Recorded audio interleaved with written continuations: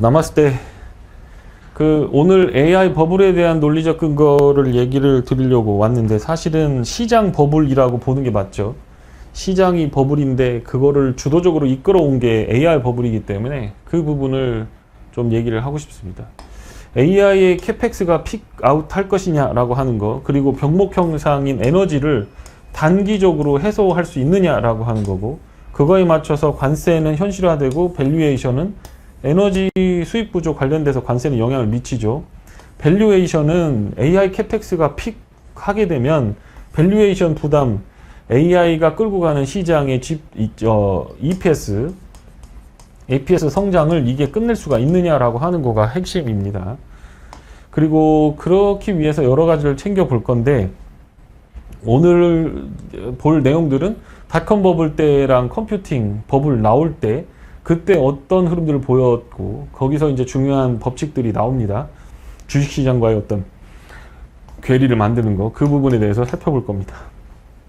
이렇게 할 겁니다. 지금 중소형 금리 인하하니까 중소형 가치주 가야 되는 거 아니냐, 뭐 이런 얘기를 하고 있고, 에너지 병목 현상 관련돼서 수혜주로 막 하고 있고, 근데 지금 노동시장 관련돼서 또 내용이 나오고 있죠. 노란 봉투법하고 집중투표에서 지금 통과돼 버렸습니다. 그래서 그 부분을 생각을 해볼 겁니다. 시장 주요 포인트를 요약해보면, 노동시장은 금리 인하 속도, 그 다음에 AI 버블 논쟁, 이 세 가지가 한국 시장에서 노동시장이 굉장히 중요하고, 금리 인하 속도, 말씀드리지만 금리 인하 자체는 기정사실화가 됐다라는 거죠. 왜냐하면 노동시장이 부러지기 시작했으니까. 그동안 노동시장은 데이터들이 견조했어요. 견조했는데 지금에 와서 딱 보니까 이게 뻥이었어? 뻥이야? 이렇게 된 거예요. 그러니까 트럼프가 와갖고, 야, 이 새끼야, 너 제롬 파월 너 정치적으로 이거 금리 인하 빨리 그봐, 이 새끼야. 안 좋은데 너 빨리 해야 되는데 너 때문에 그래. 이렇게 얘기를 하고 있어요. 뻥이야. 그랬더니 그게 아니고 센서스 뷰로에서 하는 어떤 통계적인 부분이 바뀌어야 됩니다 라고 하고, 이거를 이번에 잭슨홀에서 둘이 합의를 친 거와 비슷하게 나왔다라는 거예요. 그러니까 트럼프 체면도 살려주고, 노동시장 보고 이거 할 수 있게 만들게, 지금 그동안 우리가 인플레이션 타겟제라든가 금리 타겟을 갖다 놓고 이렇게 세팅하고 움직였는데, 인플레이션이 올라가고 내려감에 따라서 관세는 불확실하니까 그럼 우리가 이걸 조금 패스트 팔로우를 할게. 예전에는 이 바운드리 내에서 벗어나지 않으면 가만히 있다가 이거 조금만 넘어가면 그냥 막 끌어올리고 이랬는데, 그렇게 과격하게 하지 않고 우리가 조금 부지런하게, 다른 말로 하면 좀 변동성 있게 한번 움직여 볼게, 이렇게 얘기하는 겁니다. 소프트 랜딩이냐 하드코어 랜딩이냐라고 하는 거, 노동시장과 부동산 시장에 달려있다라고 말씀을 여러 번 드립니다. 계속 드려요. 이거는 포기할 수가 없어요. 그동안 그렇게 계속 해왔기 때문에. 그리고 이번에 제롬 파월이나 FOMC 의사록에서도 나왔죠. 노동시장 때문에 금리를 인하해야 될 수도 있다라고 얘기가 나왔기 때문에 그거는 더 이상 재론의 여지가 없잖아요. 이제 전문가들 슬쩍 바꾸잖아요. 뭐 인플레이션이 어쩌고 저쩌고 하면서 뭐 얘기하던 애들 다 지금 말 바꿔서 하는데 왜 맨날 나한테만 자꾸 뭐라고 하는지 모르겠어. 어쨌든 그렇게 됐다는 얘기. 9월 금리 인하 이후에 10월이 11월이에요. 이거 10월 말이죠. 10월 말하고 12월에 추가 금리 인하 시 경기 논쟁으로 확산될 수가 있다라고 하는 겁니다. 이제 우리가 기다리던 부동산과 노동시장이 다운턴 되는 거. 특히 AI가 생산성을 높이기 위해서 AGI로 바뀌면서 노동시장을 대체하는 흐름들이 나오기 때문에 향후 구조적으로 15% 정도의 실업이 생길 수 있다. 급격하게 생길 수 있다라고 하는, 이거 엄청나게 큰 일이죠. 그런데 AI가 결론부터 얘기하면 지금 문제가 뭐냐, 수익성에 대해서 문제가 생긴다라고 하는 거고, 수익성뿐만 아니라 지금 이 알고리즘을 너무 복잡하게 설계했다 이거예요. 학습을 계속 하는데 이거를 구태연하게 이렇게 굳이 이걸 하지 않아도 되는데, 이렇게까지 공부 안 해도 요 정도만 해도 되는데 이걸 학습시키려니까 이거 병목 현상이 생기고 GPU 갖다 때려박고 돈 너무 많이 드는 거 아니냐. 그럴 필요 없다. 라지 랭귀지 모델이라고 하는, 라지 랭귀지 모델은 이미 학습을 마쳤고, 챗 GPT-5의 같은 경우는 92~3% 정도, 이 정도면 박사급이에요. 박사급. 80점 맞으면 석사급이고, 90점 정도의 정확도를 가진, 그러니까 15,000개의 문제를 풀었을 때 9일은 9, 95, 40, 9일은 9, 95, 45, 13,500개 이상을 맞출 수 있는 정도의 모델로 왔다는 거예요. 100% 정확하진 않지만 그걸로 들어왔다라는 겁니다. 그러니까 이게 여기다 계속 돈을 투자하는 거가 수익성이 나느냐라고 하는 거에 대한 검증을 해볼 겁니다. 금융 여건이 완화되면 중소형 가치주들이 반등할 수 있다. 왜냐하면 배당이 금리는 내려가기 때문에 배당을 잘 주는 중소형 가치주들의 주가가 올라갈 거다. 그런데 이게 지금 상법 개정에서 중요한 거 집중투표제 이제 통과가 됐죠. 이거 15채에 다 들으셨죠. 4회 5회 이게 내용이 지금 인재서 기사화되고 있어요. 이제 6회 이거를 하려면 요거는 세법 개정이 들어가야 된다라고 말씀을 드렸죠. 그래서 상법세법 개정이 지금 집중투표제 넘어갔기 때문에 이제 집중투표제 수혜주로 넘어가 봐야 돼요. 그거부터 이제 째려봐야 돼. 이제 뭐 어떻게 되는 거? 대주주 지분이 많이 없으면서 자사주는 잔뜩 갖고 있는데 누가 깃발 들고 와갖고 너 자산 재평가해. 너 지분 다 빨리 태워. 지분 자사주 빨리 날려. 그 다음에 배당 빨리 해. 라고 했을 때 반박할 수 있는 논리는 갖고 있지만 그게 귀찮으면 어떻게 해야 돼? 지분을 대주주가 사버려야 돼요. 그런 것들 중심으로 주가가 먼저 움직일 수 있다라는 겁니다. AI가 버블일 가능성에 대해서 확인이 필요하다라는 것과 상법 개정, 노란 동법 등 시장 교란 요인이 발생했기 때문에 지금 미국이 떴는데 미국이 금리 인하한다고 하는데 한국에서 이렇게 떤 다음에 음봉이 이렇게 시장이 나잖아요. 이 노란 봉투법 영향이고 지금 로봇 관련주들이 수혜를 받죠. 로봇 관련돼 이거 사실 제가 노란 봉투법에 대해서 이제 좀 이따가 오픈 방송을 할 건데 노란 봉투법이 있잖아요. 핵심은 뭐냐면 이게 AGI 로봇 지원법이나 마찬가지야 이게. 최저임금제 하게 되면서 자영업자들 다 망해버렸잖아요. 그렇게 하면서 뭐예요? 음식점이 다 망하게 되면서 잘 되는 대로 몰리기 시작하죠. 그러면서 잘 되는 장사 엄청 잘 돼요. 그러면서 배달하는 퀵 배달 이런 쪽으로 인력 구조 조정이 막 이렇게 됐죠. 그러니까 앞으로 자동 배달 로봇이 나오기 전까지는 많은 사람들이 최저임금제를 피하고 노동법을 피하기 위해서 대체적으로 다 해고가 될 겁니다. 그러니까 그동안 우리가 생각했을 때 제조업에서의 양질의 일자리, 숙련공의 일자리들은 대부분 로봇한테 다 뺏기게 될 겁니다. 그리고 이게 대체적으로 보면 사람이 노조가 만들고 이러면 싫으니까 뭐 노조를 안 만들 수는 없지만 노조를 만들면 싫으니까 어떻게 하냐? 미국으로 해외 쪽으로 움직이겠죠. 그러니까 영어 잘하고 똑똑한 애들은 대부분 다 미국에서 직장 생활을 하는 한국 법인 소속이 될 가능성이 상당히 높다. 지금. 그리고 소송이 늘어날 거기 때문에 대형 로펌 수혜주다. 이렇게 보시면 돼요. 대형 로펌이 수혜주다. 대형 로펌 지원법이에요. 그러니까 대형 로펌하고 로봇하고를 지원하는 법이라고 보시면 됩니다. 문제는 우리가 그동안 너무 노동에 대해서 노동의 권한에 대해서 너무 뒤처져 있었기 때문에 그걸 올리는 과정인데 최저임금도 마찬가지죠. 글로벌리하게 봤을 때 지금 최저임금이 낮지 않아요. 우리가 일본보다도 훨씬 임금이 앞서 있고 우리보다 일본이 3배 정도 3, 4배 잘 살잖아요.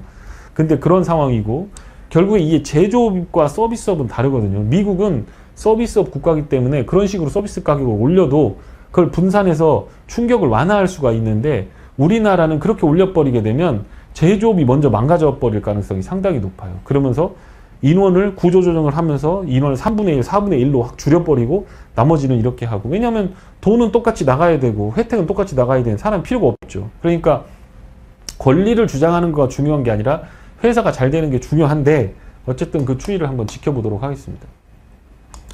우리의 고민은 늘 이런 거죠. 금리를 내리게 되는 거. 지금 처음에 이렇게 3번 내리고 잠깐 시장에 빠지더니 옆으로 기니까 주가가 다시 올라가 보죠.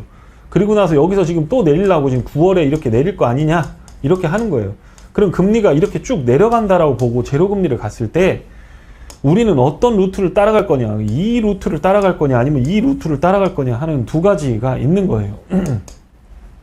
그거에 대한 입장 정리가 인버스를 하느냐 아니면 윗방향으로 계속 지르느냐 이 차이라는 거죠.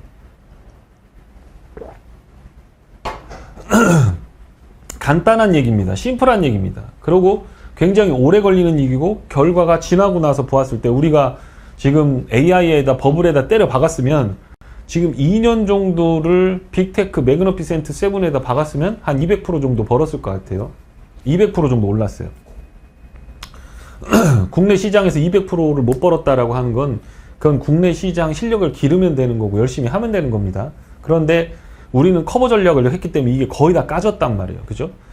중간중간에 잘 대응을 했어도 본전 좀 챙기고 조금 뭐 벌은 사람들이 뭐 30-40% 벌고 빨리 안 팔았으면 또 그거 마이너스로 돌고 올라가고 지금 완전히 계좌들이 박살나는 거가 인버스 계좌들이 박살이 났대요. TMF는 그렇게 박살날 일은 없죠. 그리고 국장에서 많이 끌어올렸어야 되는데 이거는 또 주식을 하는 거가 쉽지 않으니까 그게 어려웠단 말이에요. 근데 지금 입장에서 입장 정리를 잘 하지 않으면 그때 AI 버블을 보고 위쪽으로 질렀으면 주식에다가 롱으로 많이 태웠을 거 아니에요. 미국에도. 그러면 결과적으로 엄청 났겠죠. 반대로 생각해 보셔도 돼요. 지금 입장에서 이게 정말 리세션의 시작인데 여기서 이쪽 방향으로 보고 이렇게 가잖아요. 그러면 전 재산이 오링 날 거예요. 우리가 인버스를 보는 것보다 훨씬 더 과격한 하락 조정이 생길 수 있다. 그거에 대해서 그래서 저는 계속 알람과 경고를 돌리고 빠지면 죽는 겁니다. 크레바스는 빠지직하고 빠지면 죽습니다. 못 살아날 수 있습니다. 이 얘기를 하는 거예요. 아주 평범한 얘기야. 그런데 그게 시장에서 듣기에는 저 새끼 숏쟁이다 이렇게 들릴 수도 있어요. 물론 숏을 많이 쳤습니다만 지금은 그렇지 않다. 자, 그러면 소프트 랜딩은 이렇게 있었고 하드코어 랜딩 이거는 크래쉬 이렇게 나왔습니다. 저는 이걸 보고 있는 거예요. 크래쉬를 보고 있는 거예요.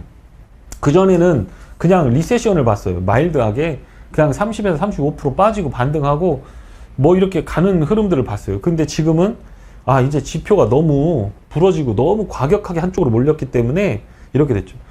트럼프가 관세 부과하면서 리세션에 대해서 I don't care 잠깐 빠지는 거지 나중에 어떤 번영이 올 거다라고 얘기했던 거를 잘 기억하십시오.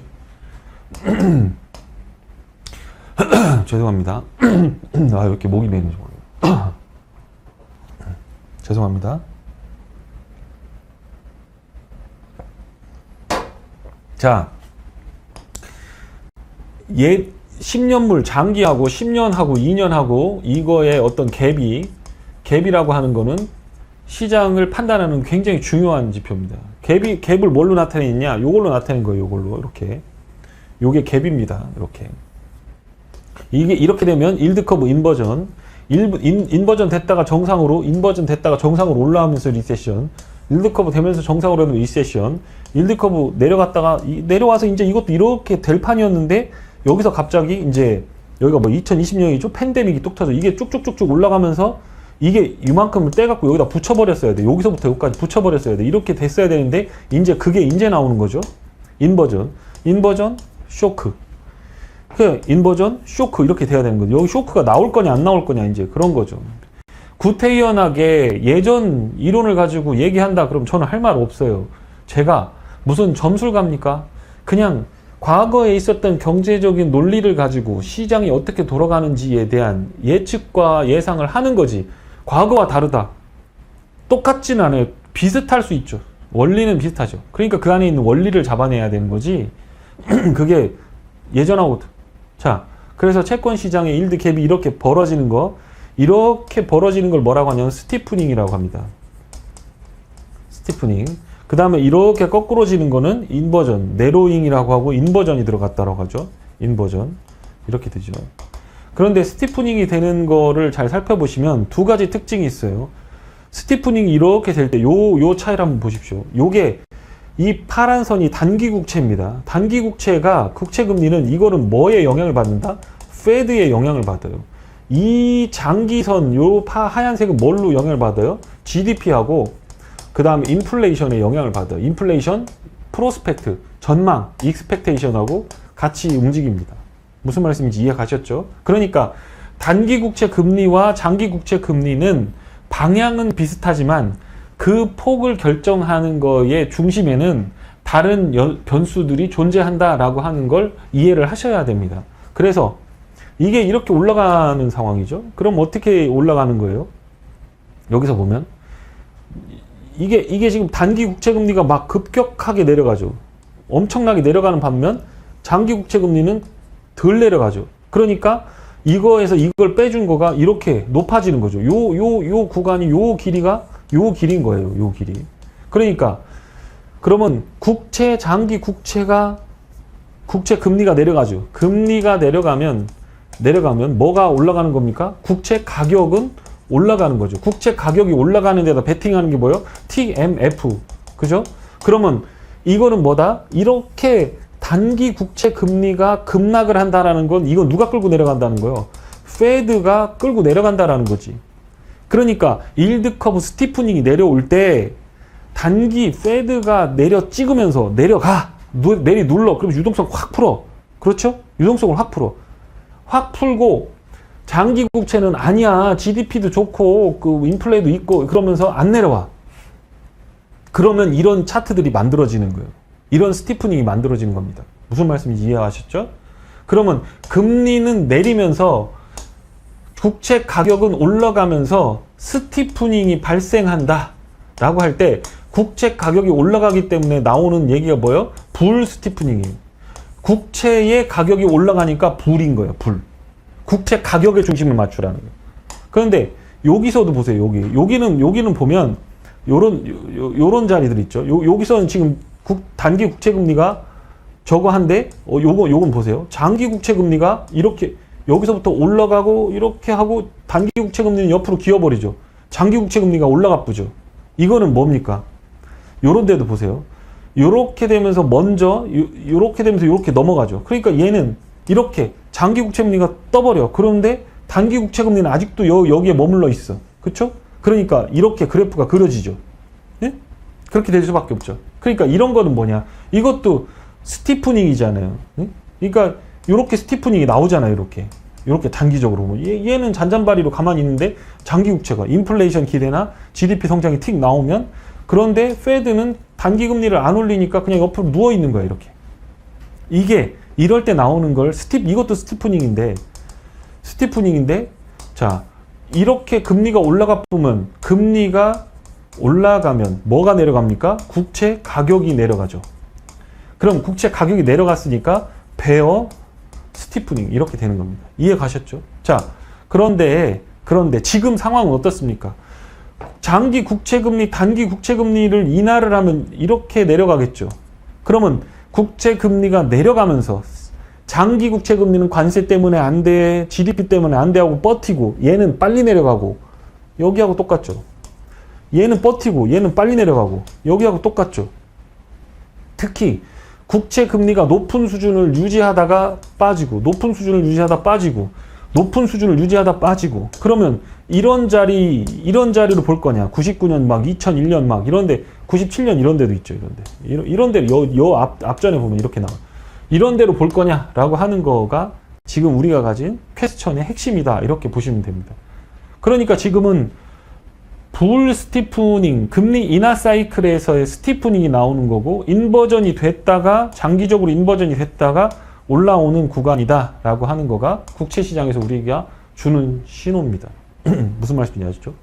그러면 전체적으로 보면 금리를 이렇게 크게 인하해 보면 시장은 이렇게 내려갔다 어느 순간에 저점을 잡잖아요. 그게 역사적으로 있었던 일이잖아요. 그렇죠? 지금 요걸 보면 마찬가지예요. 요걸 보면. 자, 여기서부터 달라지기 시작했죠. 금리를 인하하는데 초반에 따라서 내려왔어요. 근데 제로금리 만들고 Q1, Q2, Q3, Q4, 여기서 Q4가 들어가는 거죠. Q4가 들어가니까 갑자기 자산이 폭등을 했어요. 그리고 나서 금리 인상 사이클이 어마어마하게 진행됐죠.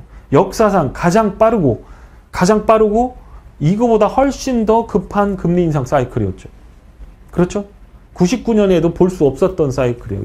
여기서나 조금 봤을까? 여기서 100 몇 bp 올랐지만 이거는 지금 500bp를 올렸잖아요. 500bp 올린 적이 별로 없어요. 여기는 1.5%에서 5%까지 5.25%까지가 3.75%를 올린 건데, 그거보다 훨씬 짧은 기간에 이렇게 올려본 거는 이게 처음이고, 이걸 제가 맞추면서 여의도에서 3대 성인이 됐죠. 그러면서 요까지 거 빠진 거예요. 요거 빠진 거예요. 이게 월별로 하니까 26%지, 월별 저점 찍고 이렇게 와서 요 내용을 하니까 월별로 여기까지 한 거지, 실제로 보면 37% 빠졌어요. 인버스 잡았던 거 싹 다 플러스로 나고 플러스 300%, 200% 나왔던 게 여기서 나온 겁니다. 그런데 실제로 금리가 올라가 있는 상황, 금리를 올리는 구간에서 지수는 같이 올라야 돼요. 금리를 올리는 구간에서 지수는 올라요. 금리 올리잖아, 지수 올라. 금리 올리잖아, 지수 올라. 올리고 딱 목을 죄고 있다가 이걸 갖고 있다가 풀어. 왜 풀까? Why? 이 푸는 게 중요한 거잖아요. 그 푸는 거가 언제 푸냐? 요때 푸는 거예요. 여기 보시면 소프트 랜딩이라고 다 이렇게 적어져 있죠. 여기는 지금 1960년대니까 없애버려. 1980년대 이것도 없애버려. 그러면 소프트 랜딩이 딱 두 번 있네. 2000년대하고 여기가 언제야? 97년, 98년. 97년, 98년은 어디냐? 여기에요, 여기. 금리 인하를 여기서 하잖아요. 그런데 지수는 올라가 붙잖아요. 그죠? 장이 팍 떨어지니까 그린스팬이 어떻게? 금리를 팍 떨어지니까 금리를 내렸다가 다시 올라가니까 금리를 다시 올리기 시작해. 이렇게 됐죠? 근데 저게 주식하는 사람들은 시장 보고 그런다고 생각해요. 시장. 아, 지수 빠지니까 금리 인하해 주잖아. 그거 봐. 이렇게 한단 말이에요. 그리고 그것에 초점을 맞춰서 얘기를 하니까 전문가가 무슨 얘기를 하는 게 병닭같이 느껴지는 거지. 이게 아니다, 주식이. 틀렸다. 시장 또 틀렸다. 근데 실제로 보면 제롬 파월이 얘기했잖아요. 노동시장 보고 결정한다. 부동산 보고 결정한다. 라고 얘기했잖아요. 트럼프는 그러니까 부동산 지금 힘든데 빨리 금리 인하 해라. 라고 하는 거예요. 근데 지금 4.88%, 4.9%예요. 30년물이. 30년물 이 모기지 금리와 싱크가 가장 높다라는 거예요. 거기다 가상금리 붙여가지고 부동산 개발 프로젝트를 하는 거예요. 30년물로 보통 다 그래요. 10년물은 캐펙스 투자라든가 공장 이런 것들로 주로 들어가는 거고 소비, 카드 뭐 이런 것들은 단기물로 영향을 받는 거고 단기 금리가 높으니까 단기 금리를 낮추면 소비 관련된 주가 제일 먼저 위로 틀 가능성이 있죠. 왜냐하면 신용이 높은 사람들의 카드 한도가 늘어나거나 카드 뭐 어떤 이자가 줄어들거나 하는 방향이 나올 테니까. 자, 그럼 어디서 오느냐? 여기서 보면 소프트 랜딩 할 때 부동산 가격이 치솟았다가 이렇게 버티죠. 그런데 여기를 잘 보세요. 계속 내려가죠. 이게 여기까지 내려가. 90년대 초반까지 계속 내려가죠. 이게 뭐예요? 실업률이에요. 실업률이 내려가는 쪽에서 부동산이 버티고 있으면 이게 뭐 여기서부터 이제 내려가기 시작하면서 이제 여기서 리세션이 꽝 하고 오는데 언제? 리세션 올 때 보면 언제? 실업률이 팍 튀어버리잖아요. 그러니까 몇 년 전이긴 하지만 여기는 소프트 랜딩이었던 게 부동산하고 실업률이 계속 낮아지는 거였는데 실업률이 튀기 시작하고 부동산 가격이 하락한 거. 부동산 가격이 하락한다고 바로 리세션이 오지 않아. 부동산 가격 하락한 적이 꽤 많잖아요. 여기는 올라가고 여기 뭐 부동산 가격이 여기서 내려갔잖아요. 물론 부동산. 그런데 부동산 가격이 내려가게 되면 소비가 침체되면서 기업들이 해고를 늘려버리거든. 근데 지금 AI 때문에 지금 해고를 늘리고 있잖아요. 막 늘어나고 있어요. 그런데 실업률이 왜 안 올라가요? 실업률이 안 올라가는 이유는 분모가 줄어들었기 때문에 그래. 분모분의 분자인데 이게 줄어들어. 그러니까 이게 고용이 좀 덜 된다고 하더라도 실업률이 튀질 않는 거야. 그러니까 통계 조정을 해야 된다라고 얘기를 했어요. 그러니까 non-farm payroll이 신규 고용에 관한 부분이는데 해고나 이런 것들은 크게 늘지를 않아. 그죠? 왜냐하면 은퇴자들이 많이 있기 때문에 일자리가 은퇴자들이 버리고 간 자리는 그 책상만 없애버리면 실업률이 아닌 거예요. 왜냐하면 자리가 없어졌으니까. 그리고 구직하는 사람들이 떠나버렸기 때문에 분모가 줄어들었죠. 그리고 해외 이민자를 55만 명을 추방했는데 이거 170만까지 추방하겠다 뭐 이런 소리 나오거든요. 그러면 얘들은 다 노동하러 온 애들이에요. 돈 벌어먹으려고 온 애들이에요. 그럼 170만 명이 여기서 사라져 버리죠. 실업급여 줄 수도 없고. 그러니까 신규 실업수당 청구 건수가 줄어들 수밖에 없는 거예요. 원래는 4주 이동평균하고 컨티뉴어스 잡리스 클레임은 같은 방향으로 움직입니다. 근데 지금 깎고 움직여요. 데이터들이 전부 이런 식이란 말이에요. 트럼프의 정책 한 방에 모든 게 다 뒤죽박죽이 돼버렸어요. 그러니까 해석하는데 굉장히 난해요. 시장이 그거에 대해서 지금 모르고 있다라고 하는 거. 제가 그 모르고 있다라는 게 non-farm payroll 리비전 크게 나올 거다라고 제가 경고를 많이 했지 않습니까? 그런데 지금 그게 BLS 노동통계청장을 쫓아내쁘고 페드 의장을 갈아버리고 너 인마 조작한 거 아니야 이럴 정도로 정치적인 핵심 이슈로 떠오를 만큼 굉장히 큰 이슈였는데 시장이 나몰라라 하잖아요 지금. 그러면 그건 시장이 정상적인 건 아니에요. 어디가 칼로 이렇게 베였어. 그러면 가서 이게 아파야지. 곪고 아프고 막 그래야 살아있는 사람이지 칼로 뱉는데 아프지도 않고 가만히 있어. 그럼 좀비라고 그러지. 죽은 사람 반은 시체인 거야 이게. 경제가 무슨 이벤트가 빡 오면 주식시장이 그거에 대해서 프라이싱을 바쁘게 하면서 안 떨어지고 계속 올라가는 게 중요한 게 아니라 떨어졌다 올라갔다 떨어졌다 올라갔다 하면서 결국적으로 뿜어야 이게 돈이 되는 거고 이게 좋은 시장이고 건강한 시장이지 안 아프고 뭘 맞아도 지가 무슨 슈퍼맨이야? 맞아도 끄떡없어? 그건 아니라는 거예요. 그러니까 핵심은 뭐예요? 지금 여기서 건설, 기성, 착공 이런 거 되는데 지금 4.8, 4.9예요. 거의 5% 가까이 돼. 이거 30년물 금리가. 그럼 이거 부동산 소용없어. 이거.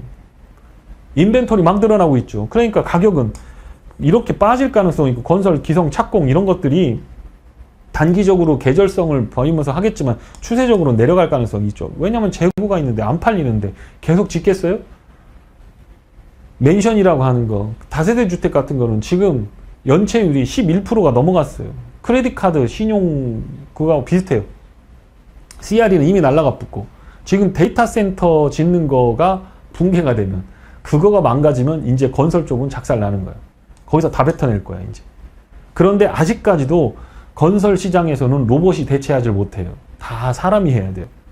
그래서 그게 경기 사이클을 굉장히 많이 타고 매뉴팩처링 부분에서는 자동화가 많이 들어가기 때문에 대량 실업자가 발생할 가능성이 상당히 높은 섹터예요. 지금까지도 안 좋았지만 앞으로 더 안 좋아질 수 있는 섹터가 그 부분이다. 맨날 뭐 빌드 비 베러 뭐 한 다음에 뭐 아메리카 그레이트 어게인 해봐야 가서 로봇이 다 짜집게 하고 있다. 안 되면 그냥 걷어내서 바깥으로 이송해 버리면 된다. 그러니까 미국 투자, 일본이랑 한국이 하는 게 큰 문제가 없다라는 거예요. 나가버리면 되니까. 그 트럼프도 아니까 그럼 삼성 지분 내놔. 이렇게 되는 거지. 일본이 돈 주고 그 돈 가지고 삼성 지분 태우려고 하고 있어요. 지금. 손 안 대고 코 풀려고 하고 있어요. 지금. 그래서 이게 내려가야 되는 거예요. 그런데 이게 지금 어때요? 이렇게 돼서 이게 올라갈 거냐 이제. 3.5%에서 4.2%까지 0.7% 올랐단 말이에요. 지금. 근데 이게 더 이상 안 오르는 게 은퇴자들이 많고 외국인들 추방하고 그러니까 실업률이 올라가지 않는 것처럼 보이지만 신규 고용이 빠그러지니까 노동시장은 분명히 문제가 있다. 그거를 잭슨홀 미팅에서 얘기가 된 거예요. 그러니까 이게 이렇게 내려오는 소프트 랜딩보다는 이렇게 올라가는 하드코어 랜딩이 맞는 말이 아니냐라고 생각한다는 거예요. 그리고 역사적 밸류에이션으로 보면 PSR도 이렇게 높지. 이것도 이렇게 높지. 역사상으로 다 고점이에요. 이렇게 높은데 금리 인하하면 추가적으로 슈팅 나간다. 그러면 그거를 윗방향으로 잡아서 먹을 수 있으면 먹어도 된다. 종목 잘하면 괜찮다. 저도 계속 얘기했잖아요. 내가 만약에 산다면 팔란티어 사면 된다. 그거 두세 배 올랐습니다. 아니 왜 구글 왜 안 사냐. 거기서부터 또 50%는 올랐습니다. 왜 좋은 거 안 사냐. 구글 데이터를 보면 알아요. 좋아요 걔는. 메타하고 구글은 바로 광고하고 연결이 되기 때문에 경기가 부러질 경우에는 걔들은 광고 매출이 안 늘기 때문에 소용이 없는데 AI를 적용해서 전체적으로 광고 매출이나 구성 거기다가 태그를 붙이기가 쉬울 거 아니에요. 그러니까 AI가 들어오자마자 걔들은 매출이 확 떠버리는 거예요. 아마존도 그걸 하고 싶은 거예요. 근데 아마존은 그 데이터 센터 말고 AWS라고 하는 데이터 센터가 있고 그거에 대한 전기를 대야 되는데 전기가 보틀넥이 된 거예요. 그래서 그것 때문에 지금 캐펙스 증가가 안 되고 있는 상황에서 지금 1200억 달러 가까이 막 때려 박는 거예요. 어떻게 해서든 지금 때려 박지 않으면 지니까 하고 있는데 잘 안 돼요. 네. 그냥 그런 상황이에요. 빅테크들을 보면 그렇다. 유동성 M2 서플라이 관련돼서 나오는데 M2 서플라이 대비했을 때 비율이 지금 닷컴 버블하고 똑같다라는 거예요. 지금 유동성이 없는 게 아니야. 파이낸셜 컨디션도 슬금슬금 좋아졌어요. 연준이 돈을 쪼이지 않았어요. 다 풀었어요. 정부에서 나온 정책이 아니고 사실은 연준에서 저걸 했다. 자, 빅테크 매그너피센트 7 지금 온 게 전 고점 대비 한 5.8% 정도 올랐어. 5.9%. 한 6% 올랐죠. 제로 DTE로 이렇게 올리는 것도 차트가 똑같죠? 올라가는 거가 계속 올리는 거예요. 내리면 옵션 막 사서 질러놓고 올라가면 팍 팔고 옵션 막 질러놓고 그 변동폭이 마이너스 0.5 뭐 1 이렇게 됐다가 2%까지 올라가면 3%인데 이런 하루짜리 옵션이 3% 지수가 올라가잖아요. 그럼 100배씩 나요. 100배씩. 지금 그 짓을 하고 있다는 거예요. 그래서 전체적으로 보면 매그너피센트 7이 이익이 증가하거나 뭐 AI 때문에 수혜를 보거나 실제로 수혜를 보는지 안 보는지 봐야죠. 그게 아니라 이 제로 DT 가지고 지금 장난질을 치는 거야. 왜냐하면 등치가 크고 옵션도 많고 유동성도 좋고 매매했을 때 붙여먹기 좋으니까 반대로 까꾸로 뒤집어져서 올라오면 풋옵션 치고 올라오면 풋옵션 치고 하는 방향으로 바뀌기 전까지는 계속 이렇게 움직일 거다라는 거예요. 그게 과열을 만들고 있는데 만약에 제로 DT를 규제해버리면 어떻게 될까요? 한 방에 끝나는 것이. 자, AI 버블에 대한 논리적 근거 이거를 말씀을 드려보도록 하겠습니다. AI 상승 원인은 애널리스트들은 일단 이렇게 얘기해요. AI 수요 기반 확대가 되면서 엔비디아 중심으로 의견을 내고 있다라는 거죠. AI가 전체 목적이 아니라 대체적으로 보면 내용들이 다 10명, 13명 중에 12명은 엔비디아 얘기를 내고 있는 거예요. 엔비디아 잘 될 거다. 그게 AI의 대표 주자니까. 엔비디아는 LLM 모델이죠. 라지 랭귀지 모델. 이거는 러닝 모델인 거예요. 러닝 모델은 수준이 이미 어느 정도 와 있어요. 이제 추론 모델로 내려가면서 엔비디아도 추론 모델에 대해서 대비를 하고 있는 상황인데 추론 모델의 특징은 뭐냐면 이거보다 가격이 100분의 1, 1000분의 1로 떨어질 가능성이 높기 때문에 이게 보편화돼 버리게 되면 이 거품이 돼 있는 엔비디아는 적당히 몇 퍼센트 빠진 다음에 다시 생존할 수 있는 그런 어떤 저가 될 수 있지만 그 나머지 AI 버블을 타고 자금을 조달하고 사채를 들여오고 데이터 센터를 짓고 했던 애들 중에서 정신 못 차리고 이익이 못 나는 애들 그게 95%라는 거예요. 95% 애들이 돈을 못 벌게 되면 걔들이 부도나면서 이 거품 사이클은 끝이 난다라는 게 핵심 논리입니다. 엔비디아는 반토막이 나든 3분의 1 토막이 나든 날 수 있지만 나머지 애들은 그게 그 정도 된다고 하면 팍싹 주저앉아서 싹 쓸려버린다는 거예요.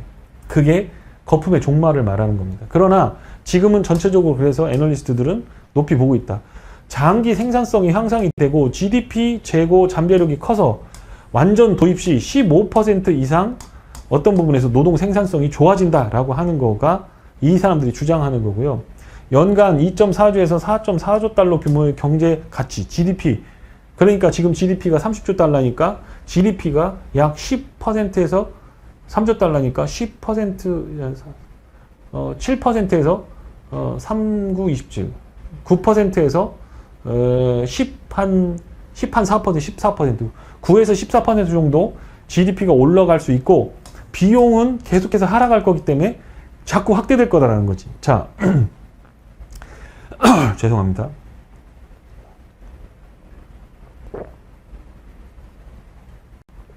저도 AI를 쓰고 있지만 지금은 제미나이랑 뭐랑 다 결제해서 다 쓰고 있거든요. 근데 계속해서 쓸 수 있는 AI들이 늘어난다는 거예요. 근데 제가 쓰는 거하고 병원 의사 선생님이 쓰는 거하고 판사가 쓰는 거하고 다 다르겠죠. 그렇죠? 그러면 그거에 스페시픽한 그거에 특화된 AI를 쓰는 게 맞겠죠. 그게 A식이야. A식으로 그 추론 모델만 갖고 그것만 가지고 쓰면 되는 건데 엔비디아 GPU 갖다 놓고 쓸 필요는 없다라는 거예요. 노트북에 편집용 AI가 하나만 있으면 되는데 그거는 삼성전자가 딱딱해서 만들어서 소캠 꽂아갖고 탁 해갖고 갖다 줘버리고 100만 원만 받으면 되는데 그거를 매월 몇십만 원씩 구독료 내가면서 볼 거냐 안 볼 거냐 그렇지 않을 수도 있다. 그러니까 그동안에는 네트워크 의존성이 있었던 AI가 지금 뭘로 바뀔 수 있다? 하드웨어 의존성으로 바뀔 수 있다라고 하는 거가 핵심입니다. 그렇죠? 반대도 일어날 수 있어요. 하드웨어에 사진을 막 촬영해서 놓고 있잖아. 근데 이게 너무 많아. 그럴 때마다 스마트폰을 바꿀 수도 없고 귀찮으니까 이걸 클라우드에 올려서 이 클라우드에 올리면서 이게 대박이 터진 거잖아요. 이거 업체가 뭐예요? 인스타그램부터 시작하고 다 이거잖아. 여기서 파생된 기술이란 말이에요. 사실은 다 소프트웨어란 말이에요. 그러니까 이거는 어떻게 해요? 이 네트워크 비용이 감소를 해야지. 다운로드, 업로드 비용이 아우 죄송합니다.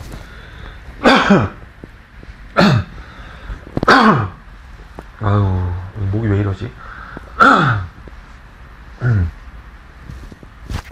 다운로드, 업로드 비용이 엄청나게 높아.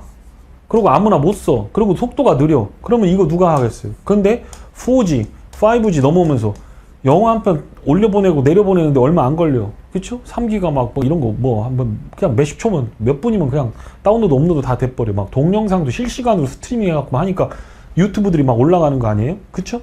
그 유튜브는 뭐예요? 동영상을 서버에 저장하는 거예요. 클라우드에 저장하는 거예요. 그 클라우드를 만들어주는 거잖아요. 그거가 클라우드 서비스의 핵심이란 말이에요. 그쵸? 구글이 그렇게 하는 거잖아요. 그게 이렇게 돼요. 그러니까 그 부분을 생각하셔야 된다. AI 기능 유료화, 알프, 고객 단가, AI 기능 유료화가 어떻게 얼마나 되는지 이거는 뭐예요? 비용을 보면 돼. 비용. 토큰 하나 처리하는데 토큰이라는 건 뭐예요? 연계성, 등을 확인하면서 성장. 그러면 이게 하나의 토큰인 거예요. 이게. 이 토큰 하나를 처리하는데 비용이 얼마가 들리냐? 이거는 결국 여기다가 요 X에다가 뭐를 배수를 곱하는 거지. 마진율을 1.2. 이 마진율은 뭐에 의해서 결정돼요? 기업체가 얼마나 경쟁이 많으냐라는 거예요. 경쟁이 지금 많을 것 같아요? 안 많을 것 같아요? 이거 많아요. 많아요. 리서치 회사 다 망했어, 이거. 리서치 회사. 물론 AI는 질문이 중요해요. 그래서 질문을 잘하는 리서치 회사는 살아남을 거예요. 그러나 제가 이거 해보지만 나는 사람 고용 안 해. 응? 그냥 말 잘 듣고 감각 있는 애를 갖다가 하면 되지, 많이 아는 애가 필요가 없어. 다 정리해서 테이블 싹 다 나와. 누가 이걸 해버려요? 개인들도 할 수 있는 사람들은 다 한단 말이야. 투자할 때. 물론 정확하진 않지만. 그러니까 이거 경쟁은 이거에 의해서 결정돼. 그리고 이거는 뭐요? 비용에 의해서 결정되는 거예요. 근데 이게 다운되고 이게 막 올라가면 마진이 역마진 나빠지지. 막 광고비로 막. 예전에 그랬어요. 홈페이지에서 그 홈쇼핑 이런 애들 있잖아요. 홈쇼핑이 아니라 그 뭐 인터넷 쇼핑 애들 있잖아. 팔면 팔수록 적자가 나. 그런데 그 회원 확보를 해야 된다고, 풀을 늘려야 된다고 물건 10,000원짜리 사다가 8,000원, 9,000원에 막 2만 개, 5만 개 막 뿌렸어. 가입하라고. 그러고 그거 딱 따먹고 도망가 버려. 그렇게 하면서 회사는 자꾸 재무구조가 나빠지고 망해버렸어. 인터파크니 뭐 옥션이니 이게 다 그런 수익 모델이란 말이에요. 그거의 기반은 뭐예요? 네트워크가 안정되면서 하나로 두루넷 이런 애들이 먼저 인프라를 확 깔아가지고 경쟁을 확 한 다음에 거기 낮아빠졌어. 그리고 인수합병 딱 되면서 단가가 확 낮아졌지. 인프라를 깔아놨는데 걔들이 돈을 벌었느냐라는 거예요. 통신사들이. 못 벌어. 딱 붙잡고 있는 거야. 그리고 나서 그 위에 올라탄 애들이 걔들이고, 이게 예를 들어서 이게 유선으로 하는 통신이 지금 우리도 지금 이 인터넷 하는 거 유선으로 다 꽂아놓고 하거든요. 안정성이 있으니까. 근데 이걸 무선이 쫓아오지 못할 거다라고 했는데 무선이 이렇게 쫓아와 버렸어. 그렇게 됐죠? 그러면서 유무선 비용들이 통합이 비슷해졌다는 거예요. 무선으로 하면 6만 원, 유선으로 하면 3만 원이니까 비슷비슷하단 말이에요. 그렇죠? 기계값도 비슷해. 컴퓨터 한 대 세팅해갖고 이렇게 하는데 500만 원 드는데 요거 장비들 다 구하는데 500만 원밖에 안 들어. 그러니까 이게 유무선이 완전히 갭이 미뤄지면서 막 그래 카카오 뭐 전자결제부터 시작해갖고 영상 유튜브 짤 뭐 이러면서 산업 생태계가 완전히 틀어져 버렸잖아요. 지금 그 얘기를 하는 거예요. AI가 안 되냐 망하냐 아니라고. 번성했고 번창했는데 돈이 안 되는 거가 문제라는 거예요. 그럴 가능성이 높다라고 전문가들이 예상하고 있다라는 거예요. 그러니까 그때 뭐 챙겨봐야 된다? 유료화가 어떻게 되는지, 단가가, 알프가 어떻게 되는지, 고객 단가가 어떻게 되는지, 그 다음에 토큰과 매출 연계성. 설명한 게 그겁니다. 아이고 죄송합니다. 목이 이게 아주 상태가 안 좋아. 그래서 그 내용들을 얘기해. MIT가 분석했는데 95%의 기업이 AI 투자 수익 0원일 거다. 왜 그러냐면 옛날에 만들면 60원이었어. 그래서 여기다 돈 때려 박았어. 막 돈 집어가고 60원이면 이거 100만 명만 하게 되면 얼마 나오고 이렇게 되니까 내가 돈을 여기다가 50억은 태우면 되겠다라고 태웠어. 근데 이 60원이 얼마 되느냐? 0.00006원이 돼버렸어. 그러니까 이게 10,000분의 1로 줄어버린 거야. 10,000분의 1로. 이게 공짜나 비슷하게 된 거야, 이거.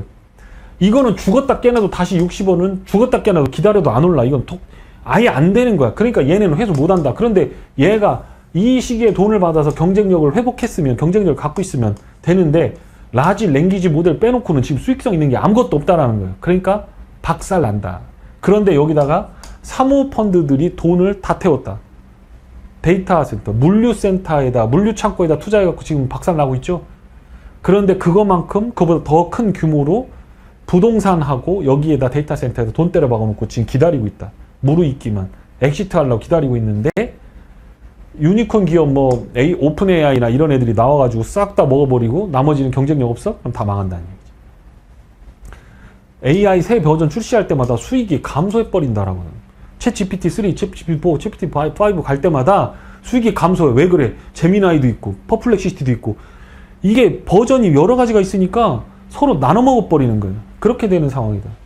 자, AI 관련 빅4 향후 3년간, 그러니까 지금 26년까지 3조 달러를 투자할 건데 그중에 50%만 자기 자본이고 나머지는 1.5조 달러는 사채다는 얘기예요. 반은 영한다는 거예요. 실제로 마이크로소프트하고 재무제표가 다르더라고요. 이렇게 보니까 얘는 프리 캐시 플로우가 마이크로소프트는 꽤 괜찮은데 나머지는 줄고 있어. 얘들은 빚을 안 내고 얘는 이미 빚을 내고 있어요. 리스라고 하는 거예요. 리스. 빌리는 거예요. 캐피탈 리스. 물론 오퍼레이팅 리스는 가다 쓰다 마는 거고, 캐피탈 리스는 그거를 쓰고 나중에는 자기가 인수하는 거기 때문에 사실은 이 빚도 결국에는 어느 시간이 되면 이 캐피탈 리스는 결국에는 결론적으로 보면 이게 이 쓴 사람 거가 돼요. 캐피탈 리스로 가면. 운용 리스로 가면 하다가 반납하면 이거는 내 거 아니거든. 이거는 비용으로만 다 떨리는 건데 서버 같은 거 투자해놓고 지금 캐피탈 리스로 하고 있다. 빚을 내고 있다. 그래서 얘는 캐시플로우가 괜찮아요. 근데 얘네는 캐시플로우가 안 좋아 지금. 얘들까지 이제 이거 운용 리스, 캐피탈 리스 쓰면서 이게 된다. 그럼 이거 문제가 심각해지는 거예요. 수익이 나와야 되는데 수익이 안 나와. 왜냐면 경쟁해야 되니까. 그럼 그때부터 하나 둘씩 큰 빅테크가 무너지진 않죠. 걔들은 현금 창출 능력이 있기 때문에 금방 그러지 않겠지만 다른 애들은 그렇게 된다. AI 관련 사채 이렇게 되는 거고, 경쟁이 치열해지면 생산성 향상이 모든 인들이 균등해지면 기업이 아닌 소비자만 좋아진다. 이 예시로 뭐냐면 우리가 인터넷 쓰는 거 있죠. 인터넷 쓰는데 상위 0.1%의 사용자들이 트래픽의 30% 40%만 쓰는 거예요. 그러니까 온라인으로 막 일하는 애들만 일하는 광통신망에 30-40%까지 막 트래픽이 늘어날 땐 30-40%를 상위 0.1% 애들이 다 쓰는 거예요. 나머지는 그냥 다 거의 공짜다시피 쓰는 거야. 그러니까 트래픽이 남으니까 걔들한테만 과금을 하는 거지. 그러니까 그게 뭐냐면 돈이 대박이 터질 것 같아서 인프라를 다 깔았어. 엔비디아 칩 사다 놓고 다 깔았어요. 그런데 나중에 보니까 별거 아니더라. 돈이 안 되더라. 3만원, 5만원 되더라. 더 올릴 수가 없더라. 이렇게 돼버릴 수 있다는 거. 비슷한 게 뭐가 있어요? 비행기 타고 날아가는 항공기죠. 항공기 한 대에 3천억, 4천억 막 이랬잖아요. 근데 그 운임 얼마 들고 탑니까? 30만원, 40만원 타고 내려가죠. 가끔 타는 거니까. 항공업이 좋은 산업이니까 나쁜 산업입니까? 나쁜 산업이죠. 그러나 사회에 꼭 필요한 산업이죠. 언제든 원하는 때 물류와 이런 것들을 이동시킬 수 있기 때문에 엄청나게 좋은 산업이죠. 그런데 항공산업이 돈을 크게 법니까? 못 법니까? 못 벌어요. 그것처럼 될 가능성이 있지 않느냐라고 전문가들이 지금 얘기하고 있다라고 하는 겁니다. AI 전력 공급이 차질이 이루어지고 EU에서는 AI 액트를 공식화하면서 타임라인이 나왔습니다. 휴머니티를 침해하지 않도록 AI를, 그러니까 얘들이 이래서 안 되는 거야. 미국은 막 법만 바꿔가지고 막 로봇 지원하고 막 하려고 막 AI 지원법 만들고 막 중국 막 몸으로 막아가면서 들어오지 마 하면서 칩 수출하지 마 막 억지를 부리면서 깡패처럼 하고 있는데 유럽은 거기서 젠틀하고 점잖은 척 한단 말이야. 그래서 얘네는 미국한테 맨날 끌려다니는 거야. 전력 공급이 차질이 있다. 아마존이 지금 투자 못하고 있어요. 그 부분이 지금 문제다. 자, 그래서 여기서 제가 말씀드릴 것들, 자, 무어의 법칙. 무어의 법칙이 뭡니까? 베나드 스케일, 에드홀름 법칙. 이거는 많이 들어보셨을 텐데 이 두 개는 저한테 처음 들어보시는 분들이 꽤 있을 겁니다. 기술의 발전이 이퀄 비용의 감소가 되면서 이게 수익성 하락이 돼버리면 이거는 기술이 그때는 끝난다. 그런데 지금도 그러잖아요. 야, AI가 되면 몇 대가 깔리면 로봇이 되면 그게 돈이 얼마인데 그렇게 되면 이 기업은 얼마나 벌 거야? 라고 다 리포트를 쓴다고. 그러니까 주가가 이렇게 밀어 올려진 거지. 미리 땡겨가지고. 세상은 와. 반드시 방향은 이 방향이 맞아. 이렇게 가는 거 맞아. 맞는데 지금 먼저 가서 기다리겠다라는 거. 먼저 가서. 그런데 이게 바로 여기서부터 시작을 하면 이렇게 기기라도 할 텐데 이게 몇 년 있다 시작해버리면 이게 이렇게 왔다 이렇게 간다고. 이게 버블 사이클의 끝이에요. 자, 그래서 그것도 좀 이따 얘기할 겁니다. 칩 성능의 개선이 PC 혁명을 이어나갔다. 베나드 스케일, 그 다음 네트워크 개선이 닷컴 버블을 만들었다. 에드홀룸의 법칙. 좀 아까 얘기한 게 그거예요. 네트워크 좋아지는 방향은 맞아. 근데 먼저 때려박았어. 근데 수요가 죽어버렸어. 그래서 네트워크 개선 속도가 이렇게 되는 유선 인터넷 속도를 무선 인터넷이 이렇게 따라가고 있는 그런 상황인데 여기다가 과하게 때려 박아버린 거야. 그러니까 이게 죽어버린 거지. 오라클. 그러면서 무선 인터넷이 따라가면서 무선 인터넷 관련된 주식들이 올라가 붙죠. 이렇게 된다. 닷컴 버블이 이렇게 된다. LLM 추론 모델, 추론 비용이 감소하고 있고 감소 속도와 닷컴 버블 컴퓨터. 자, LLM의 추론 비용 감소 속도가 닷컴 버블이나 컴퓨팅 혁명의 붕괴 때보다 더 강하게 빠진다. 그러니까 예를 들어서 64K D램을 이렇게 했잖아요. 그러면 우리가 이걸 만들어서 삼성전자가 돈을 벌 때 한 1년 정도 벌었다고 쳐. 64K D램. 그러고 나서 128K로 넘어갈 거 아니에요. D램으로 넘어갈 거 아니에요. 그러면 여기서 번 돈을 가지고 여기다 때려 박을 거 아니에요. 그쵸? 그러니까 이게 속도가 이게 기술이 빠르다라는 속도가 빠르다는 건 이렇게 가는 건데 시장이 생각하는 건 이런 거라는 거죠. 이게 더 빨라 버리게 되면 어떻게 돼? 비용은 이렇게 감소해 버리게 되는 거지. 확 떨어져 버리는 거지. 그러면서 마진이 안 남는 산업이 돼 버리는 거예요. 그런 걸 얘기하는 거다. LLM 비용은 매년 10배씩 감소를 하는 거예요. 10배. 10분의 1씩 반토막이 나게 돼요. 매년 10분의 1 토막씩 나는 거예요. 2년 전 모델은 지금 100분의 1도 안 된다는 거예요. 친친나 스케일링 같은 거, 그러니까 파라미터 조정을, 그러니까 그동안에 공부할 게 이렇게 많다고 생각했는데 과외 선생님이 와갖고 야 그거 한마 시험 안 나. 시험범위 여기고 요거 내용만 딱 파하고 요것만 하면 100점 맞을 수 있어 하고 그것만 공부시켜. 그럼 걔 100점 맞겠지. 그런데 그거 없어갖고 막 교과서를 참고서를 다 공부하려고 하면 머리라는 건 한계가 있는데 이거를 범위를 이렇게 줘버리면 이게 갔다가 앞에 건 까먹고 이거는 남고 그러니까 시험을 잘 못 맞지. 지금 AI가 하는 짓이 그렇다는 거예요. 요런 성능 속에다가 이거를 넣을 때 때려 넣을 때 그거하고 똑같다는 얘기예요. 그러니까 그러면 그걸 시험 범위를 축소해 주자. 파라미터를 조정하자. 이런 얘기가 되는 겁니다. 그래서 친친나 스케일 같은 경우에는 77나가 이제 좀 이따 보여드릴게요. 그 자세한 내용 좀 이따 설명해 드릴게요. 자, 그리고 블랙엘에서 16비트에서 블랙엘 GPU가 CPU에서 4비트로 간다라는 거예요. 이건 뭐냐면 이렇게 생긴 네모칸을 요렇게 네모칸을 만들어서 요렇게 줄여가지고 투입한다는 거예요. 다른 말로 얘기하면 데이터가 너무 그동안 방대할 뿐만 아니라 그걸 받아들여서 처리할 때도 너무 정교하게 처리하려고 GPU가 어떻게 이거를 이렇게 크게 그려가지고 막 너무 방대하게 그림을 크게 그리기 시작했다. 그러니까 하나의 어떤 단어를 처리하기 위해서 하나의 어떤 쿼리를 처리하기 위해서 줄 때 여기 16 곱하기 16으로 주는 거가 요거예요. 16비트로 주는 거예요. 16 곱하기 6. 이 네모칸을 채워서 주는 거예요. 이렇게. 근데 이거를 어떻게 4 곱하기 4로 바꿔준다는 거예요.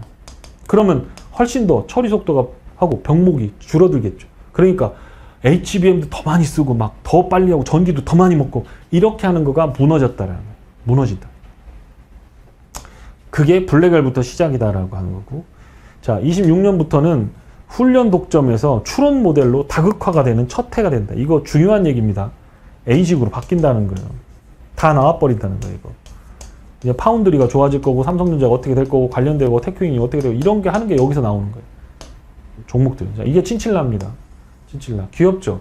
이게 토끼같이 생겼죠? 근데 꼬리가 길어요. 이게 쥐예요, 쥐. 딥마인드라고 영국 연구 기업이었는데, AI 연구 기업인데, 구글이 인수해버렸어요.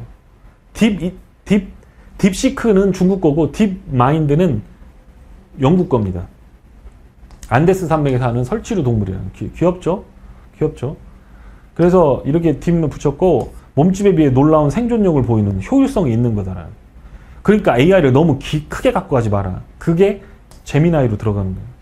챗 GPT보다 적은 파라미터가 뭐예요? 아까 말했던 변수들이에요. 이렇게 많은 공부 범위가 아니라 조그만 공부 범위를 주고 그걸 처리해봐. 그렇게 해도 충분히 답이 나올 거다라는 거죠. 그래서 그런 부분이다. 자, 무어의 법칙이라고 하는 거 점검을 한번 해볼게요. 무어의 법칙. 반도체 집적 회로의 트랜지스터 수 2년마다 2배로 증가한다. 그죠? 반도체 집적 회로, 반도체 회로 안에는 트랜지스터하고 컨덕터가 들어갑니다. 전기를 넣었다 뺐다 해주는 거랑 그거랑 스위치랑 딱딱딱딱딱.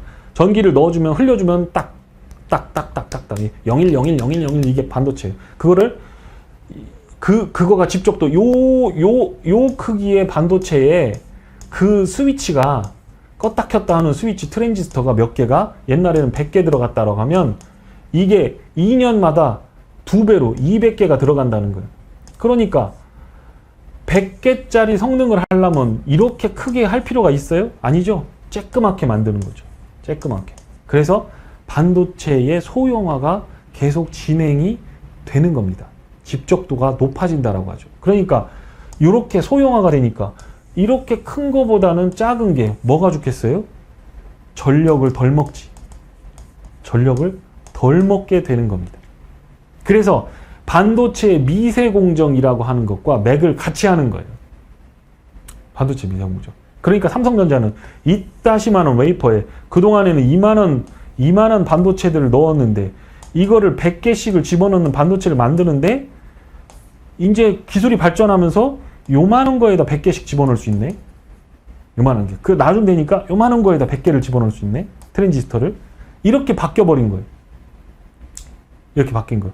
이거를 뭐예요? 반도체의 고도화, 집적화 이렇게 되는 거예요. 그래서 40나노 간다, 30나노 간다, 20나노 간다. 선폭을 적게 해갖고 최대한 적게 하면 뭐를 많이 절연다?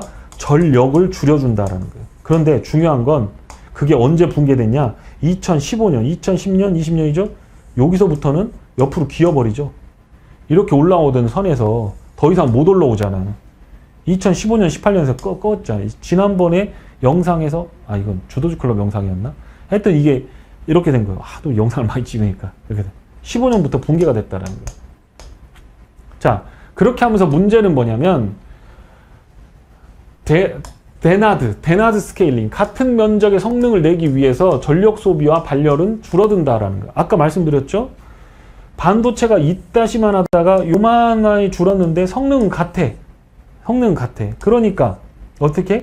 여기다가 전력을 20을 줬다 그러면 얘는 10만 주면 돌아가는 거야. 에너지가 절약이 되죠. 그래서 반도체, 노트북하고 그러려면 칩을 최대한 적게 만들어서 메모리를 만들어야 돼. 그러면 그게 잘 팔렸어. 그래서 한국이 그걸로 먹고 산 거야. 근데 2018년, 15년에 끝났어, 그게. 선단 공정 투자가 D램이 거의 왔다. 그게 뭐예요? 10나노미터예요. 10나노미터가 10나노미터대로 들어오면서 어떻게 됐냐? 1X, 1Y, 1Z 이렇게 가면서 1A, 1B, 1C 이렇게 돼. 여기는 15나노, 여기는 14나노 이하 이렇게 된 거예요. 13, 14, 12, 11 이런 식으로 이렇게 된 거예요. 그러니까 10나노라고 하는 거는 지금 현재 있는 물성을 가지고는 넘을 수 없는 벽이 돼버렸어요. 10나노는. 그러니까 이게 끝나버린 거야. 그러니까 칩을 만들 수 있는 건 이렇게 해서 최대한도로 여기서 그쳤다는 거예요. 그쳤어. 그렇죠? 그래서 그동안에는 어떻게 했느냐? 트랜지스터가 작아질수록 전력 소모 및 발열은 비례적으로 줄어들러 클럭 속도를 높여 전력 소모를 일정하게 유지하면 된다. 그러니까 2005년 이전까지는 어떻게 했느냐? 이 데나드 스케일이 이렇게 나올 때 어차피 발열도 안 되고 전력 소모도 안 되니까 어떻게? RPM을 높이자. 자동차가 엔진이 2000마력을 냈어. 2000마력. 2000마력이야.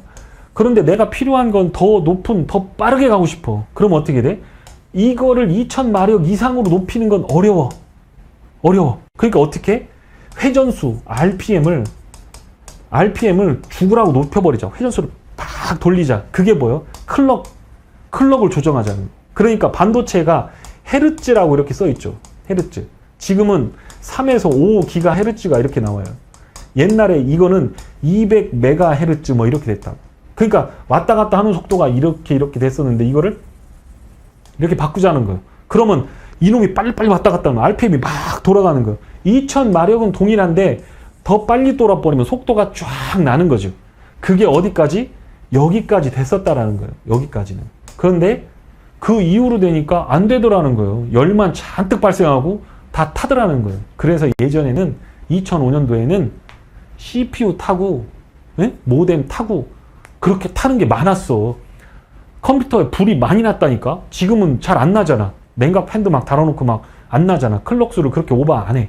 그리고 실제로 저도 어렸을 때 컴퓨터 클럭수를 F11키를 부팅할 때 F10키요? 뭐 하여튼 그거 눌러가지고 F7인가 F10인가 컴퓨터 공학 시간에 그거 눌러가지고 세팅하는데 클럭수 조정해버렸어. 그럼 컴퓨터가 막 빨라 보이거든. 근데 불이 나. 그게 여기야. 여기서부터는 어떻게? 안 되더라는 거지. 아무리 전력을 높여줘도 파워를 공급해줘도 이게 이렇게 돼버리더라는 거예요. 그래서 어떻게 머리를 짜냈느냐? 그럼 코어, 인텔 코어 프로세서. 그러면 코어를 하나 넣었다가 2개, 3개, 4개, 쿼드러플 코어, 트리플 코어, 듀얼 코어. 이게 여기서부터 시작된 거예요. 2005년도부터.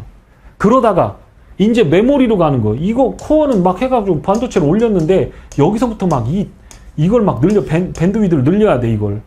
지금 병목이 여기서 생기고 있고 이게 AI 사이클의 핵심이라는 거예요. 이걸 높이기 위해서 어떻게? HBM을 만드는 거야. 이걸 어떻게? 이건 옆으로 못 붙이니까 위로 쌓아버리자. 이게 HBM이 돼버린 거예요. 이 데나드 스케일이 여기 결국엔 이거에서 왔더라고, 보니까. 조사를 해보니까 그래. 이거 공부하다 깜짝 놀랐어. 내가 모르는 게 너무 많구나. 나 한 번도 못 들어본 얘기야, 이 데나드 스케일이. 응? 중요한 건 이 병목을 줄이는 기술이 나와버리면 똑같이 되는 거예요. 어티랑 네트워크 병목을 줄였잖아요. 그동안에 이렇게 유선 인터넷이 됐는데 무선 인터넷이 천천히 올라갈 거라 해서 못 쫓아갈 거다라고 했는데 얘가 이렇게 따라붙으면서 얘 가격이 푹 떨어져 버렸잖아. 작살 나쁘어. 그게 뭐요? 에드올룸 법칙이에요. 에드올룸이라는 사람이 얘기했는데 유무선 통신의 전송 속도는 시간이 지날수록 수렴해진다는 거예요. 유무선이 같아져 버리는 거예요. 차트가 이렇게 가버리죠. 와이어리스하고 이거하고 같아버려요. 예? 그렇게 돼버리는 거예요. 그래서 지금은 유무선 통합이 시대가 됐고 인공위성에서 이제 이것도 쏴버리는 시대가 돼버리는 거예요. 그러면 기술이 많이 달라져요. 왜? 예전에는 이렇게 하드웨어 이렇게 해서 USB 이런 거 많이 갖고 다녔죠. 근데 지금 USB 갖고 다니는 사람 별로 없죠. 공인인증서 빼고 특별히 무슨 까는 거 아니면은 USB 안 갖고 다니죠. 클라우드에다 다 올려버리잖아요. 왜? 클라우드 올리는 돈이 더 싸, USB 하는 것보다. 그러니까 통신 네트워크 가격이 변하는 것들. 여기서 아까 말씀드렸던 이 병목에서 이걸 다 잡기 위해서 HBM도 잡은 거고 GPU도 잡은 거잖아. 근데 GPU가 어떻게 보면 클럭수 조정이 막혀버린 거잖아요. 그죠? 그래서 이거를 어떻게 한 거예요? 응? GPU를 막 때려 박으면서 데이터 센터 지어갖고 막 전기를 막 줘갖고 하는데 그 전기를 주는데 이거 짓는데 너무 오래 걸려. 그리고 비용이 너무 많이 들어. 운영을 못 하겠어. 그런데 이걸 가지고 나오는 수익은 챗 GPT 기껏해갖고 3만원, 5만원 통신사, 한국통신 3만원, 5만원 받는 정도 수준이라고 하면 예? 그러면 AT&T, 버라이즌 사는 게 낫지 않아요? 걔네는 더 안전한데? 실제로 수익성이 그렇단 말이에요. 아, 너 인마 엔비디아하고 어떻게 네이버, 구글 사는 게 낫지 않아요? 똑같지 않아요? 네이버, 구글도 쇼핑 나오면서 쇼핑하고 연계되면서 그렇게 되면서 돈을 많이 벌었지 실제로 이 검색 엔진으로는 광고 매출 에? 이렇게 된 거. 자, 그런 상황인데 HBM까지도 이렇게 되는데 그게 병목이 풀려버려. 그럼 단가가 확 떨어져 버리지. 그런데 이 수익을 내는 것이 지금은 챗GPT를 막 쓰고 있지만 갈라져 버려. 이제 범용 랭귀지 모델이 아니라 여기서부터 추론 모델이 A식이 나오면서 이렇게 바뀌어 버리면 단가 확 떨어진다는 거예요. 그게 차트로 보면 자 보세요.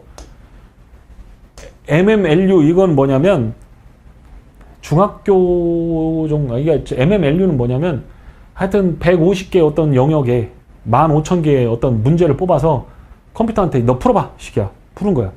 근데 그게 42를 넘어서잖아요. 42 이상이 되잖아요. 그러면 42 이상이 된다. 이 결과가 42점 이상이다.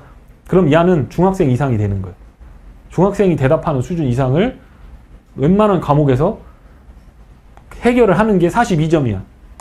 그런데 지금 보세요. GPT 뭐부터 시작했고 클라우드 그 다음에 제미나이 클라우드죠. 가우드죠. 가우디일 것 같은데 저게 가우디 클라우디 이런 애들이 왜 저게 들어갔지? 소넷 나 저거 조사를 했어야 되는데 그런 애들은 지금 보면 다 80% 이상이다. 80점이 여기 80점이 어디냐? 얘 빼고 얘 뭐 GPT-4 프로 이게 뭐냐? 석사 수준이에요. 그러니까 쟤네는 거의 박사급이에요. 박사급으로 내놓는 거예요. 그러니까 원자력 내가 설계하려고 그러니까 너 원자력 설계도 그려줘. 그럼 그려준다니까 쟤네가. 더 이상 갈 데가 없어. 뭐가 없다고? 파라미터가 없다고. 공부해야 될 대상이 말라가고 있다고. 그러니까 이게 거의 끝으로 가는 거야. 그럼 이제 뭐예요? 인퍼런스가 돼야 되는 거예요.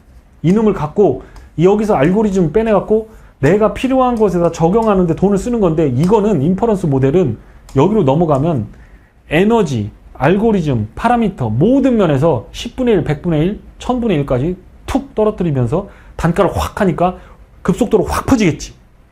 대한민국에서 인터넷 안 쓰는 데 없잖아요. 그런데 여러분 생각해 보세요. KT가 좋은 주식이에요? SK텔레콤이 좋은 주식이에요? 좋은 회사지. 신의 직장이지. 그런데 좋은 주식은 아니야. 그럴 가능성이 있어. 보잉 항공기 만드는데 부품이 20만 개가 들어가.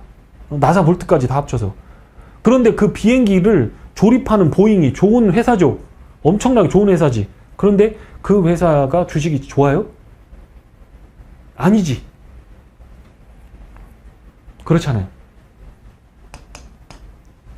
그러니까 이거에 대해서 42점. 그러니까 중학생 수준을 만들어내는 단가가 옛날에 60불이었다고 하면 지금 보이지도 않죠. 여기 이거 0.006불 이렇게 되는 거예요. 이게 10,000분의 1로 떨어졌다고.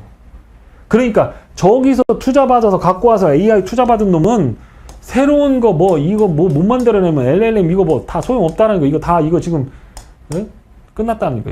이거 다 부도야. 얘들은 다 부도야. 그런데 이런 것들 보면 얘들은 챗 GPT-4나 클라우드 이 보면 리마 이런 것들 단가 막 떨어지고 있잖아요. 푹푹푹 떨어지고 있잖아요. 그렇죠? 24년도까지네. 25년도까지. 앞으로는 더 떨어질 수 있다는 거예요.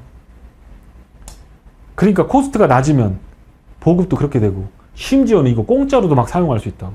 제미나이 만들어서 삼성 스마트폰에 얹어버리는 거지. 그러면 보급이 막 되니까 구글은 거기다가 뭔가를 얹어서 마케팅을 하거나 이런 모델로 갈 가능성이 상당히 높다. 자, 그래서 캐펙스를 보니까 캐펙스는 이렇게 계속 늘어요. 근데 여기 보니까 이건 줄어들죠. FCF, 프리 캐시 플로우는 줄어든다. 프리 캐시 플로우는 자사주 매입 후 소각, 그 다음에 배당, 이걸로 쓰이는 거예요. 배당 수익률은 계속 떨어지고, 자사주 매입 소각은 캐펙스가 더 증가하면 증가할수록 이거는 빠그러지는 거지. 경쟁이 일단락 되게 되면 배당이나 자사주 소각을 위해서 캐펙스 투자를 중단할 가능성이 있어 보인다. 프리 캐시 플로우에서 마진이요. 프리 캐시 플로우 마진이라는 건, 그래서 너 돈 얼마나 벌었는데 투자 잔뜩 해놓고 그게 지금 프리 캐시 플로우가 이렇게 내려간다는 건 언젠가는 이게 한꺼번에 이렇게 올라갈 거다라고 생각을 하는 거예요. 그런데 아까도 말했지만 들어오는 수입이 30만 원 들어올 거다라고 생각했다가 3천 원으로 줄어들면 이 지금 프리 캐시 플로우가 감소하는 거는, 그래 내가 지금 돈을 못 벌더라도 지금 이거를 그냥 인컴으로 보면 에셋을 구입하고 재고 자산 넣고 이거 다 들어간단 말이에요. 이거. 그런데 그게 돈으로 안 들어와 버리면 이 프리 캐시 플로우 대비해서 수익률이 마진이 더 빠져버리게 되지. 그러면 주가는 이렇게 되는 거죠. 추세가 이렇게 됐다. 어저스트 해보니까 이 마이크로소프트를 제외하고는 다 이렇게 하고 있다. 얘는 왜 이렇게 됐느냐? 얘는 리스가 들어가지. 리스가 빚내서 지금 투자하고 있어요. 그게 꽤 되더라고. 그거 한 5천억 불 이상 되더라고. 이게. 그래서 그렇게 됐다. 이거는 태양광 에너지 브레이크다운인데, 이건 다음 시간에 제가 그래서 에너지 구조 과정 관련돼서 얘기는 그렇게 해보겠습니다. 자, 정리하겠습니다. AI가 버블이냐 아니냐를 판단할 때 중요한 거는 사회의 확산 속도냐 아니냐가 중요한 게 아니고, 그걸로 돈을 벌 수 있느냐, 대신 그 돈은 버는데 그 속도가 지금 투자된 거가 3, 4년, 4, 5년 뒤로 막 밀려버리게 되면 그 중간에 백큐엄이 생기면서 팍 주저앉아 버리게 된다. 그리고 수익을 내는 거가 그게 독점적인 경쟁력을 가져서 걔들이 완벽하게 자기들만을 위한 세상을 구축하는 데 들어가는 게 아니고, 그게 나중에 경쟁자가 많아지면서 수익은 줄어들고, 항공산업처럼 그렇게 될 경우에는 문제가 심각해질 수 있다. 그러니까 그걸 잘 봐야 된다라는 거고, 그런 밸류에이션 상황에서 나이브하게 AI에 돈이 많이 되고 우리가 보니까 저거 AI에 대박 칠 것 같고 그렇다고 해서 금리 인하하면 AI 더 갈 거 아니냐, 그걸 아닐 수 있다. 빅테크의 투자를 끝까지 믿을 수는 없다. 언제 변심해서 한 놈이 틀면 바뀔 수가 있고, 그 26년부터는 빅테크의 LLM 모델은 파라미터가 완전히 바닥나버려서 이제 세상의 어떤 지식인보다도 더 똑똑한 지식인이 돼버려. 그렇죠? 이미 이세돌을 이긴, 예? 그 이세돌을 이겼잖아요. 그게 벌써 몇 년이에요. 사람 뭐 이미 더, 그보다 훨씬 더 저거됐단 말이에요. 근데 그렇게 하고 나서 그게 세상을 지배하는 때가 왔을 때 이게 아닌가 봐. 돈이 안 되네? 이렇게 해버리면 문제가 될 수 있으니까 그거를 체크하면서 가야 되겠다라고 하는 겁니다. 그래서 금리 인하를 통해서 중소형주가 오히려 밸류업을 되는 거에 대해서는 그건 인정.